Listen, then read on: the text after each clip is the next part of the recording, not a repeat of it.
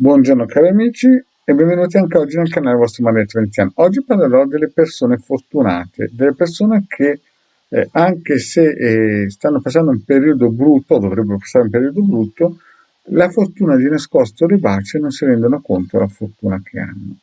Ma prima di iniziare questa micropillola, il vostro Maledetto Veneziano vi chiede di iscrivervi al canale YouTube di The Garda, al canale YouTube del vostro Maledetto Veneziano. Sapete che adesso The Garda e Maledetto Veneziano migrano su Telegram, quindi per comunicazioni, lavori o consulenze potete tranquillamente contattarci al numero che vedete qui sopra pressione di Telegram.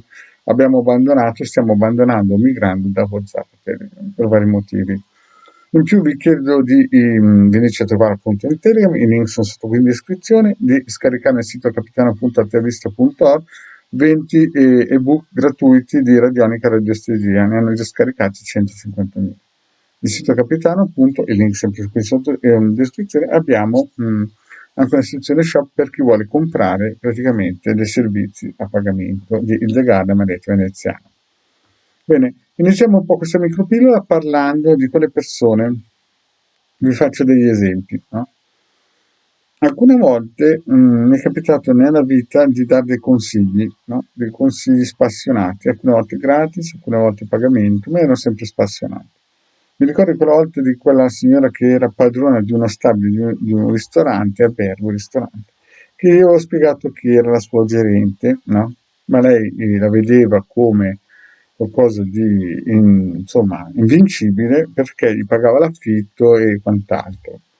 Dopo 4 anni ho incontrato questa signora che aveva perso un occhio, aveva speso 140.000 franchi, scusate, 140.000 euro per mettere a posto i danni che gli aveva procurato, e in questi 140.000 euro c'erano anche 30.000 euro, 36.000 euro di come si dice, affitti non pagati, più 10.000 euro di cause che aveva perso perché quella signora secondo lei aveva falsificato la firma.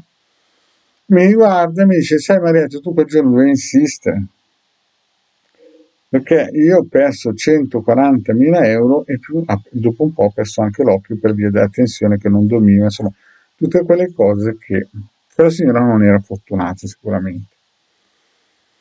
Altre volte invece ho avvisato alcuni di non andare là perché avrebbe fatto una curva dritta, mi prendevano per il classico esagerato e dopo qualche giorno sono venuti a chiedermi di risuscitarlo. Allora capite che alcune persone hanno la fortuna di sapere prima come vanno le cose, ma sono pecoccio, si devono sbattere dentro.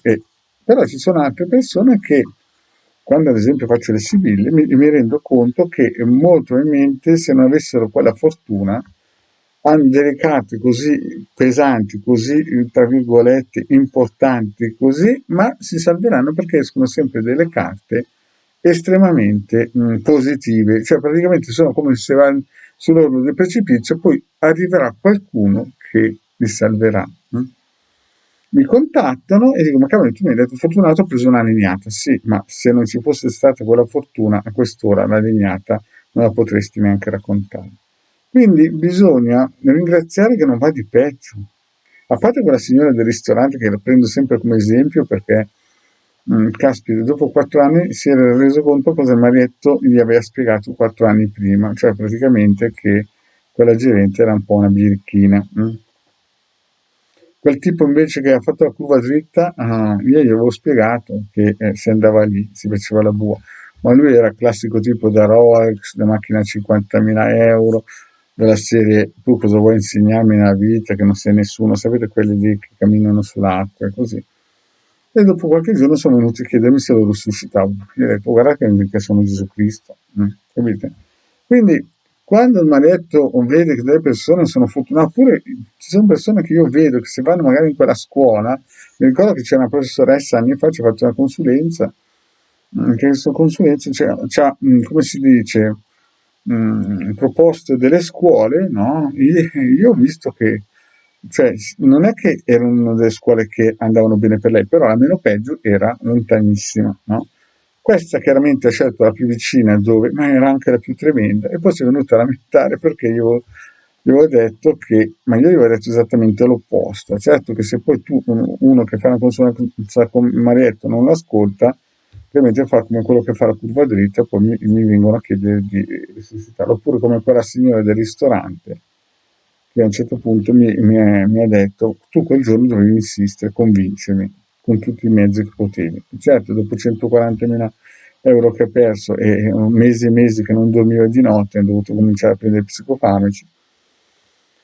Quindi, quando le persone mi hanno detto dice che sono fortunate, magari gli arriva addosso una tegola, molto probabilmente perché gli sarebbe dovuto arrivare addosso il solario o addirittura il tetto intero, ma gli è andata ancora bene.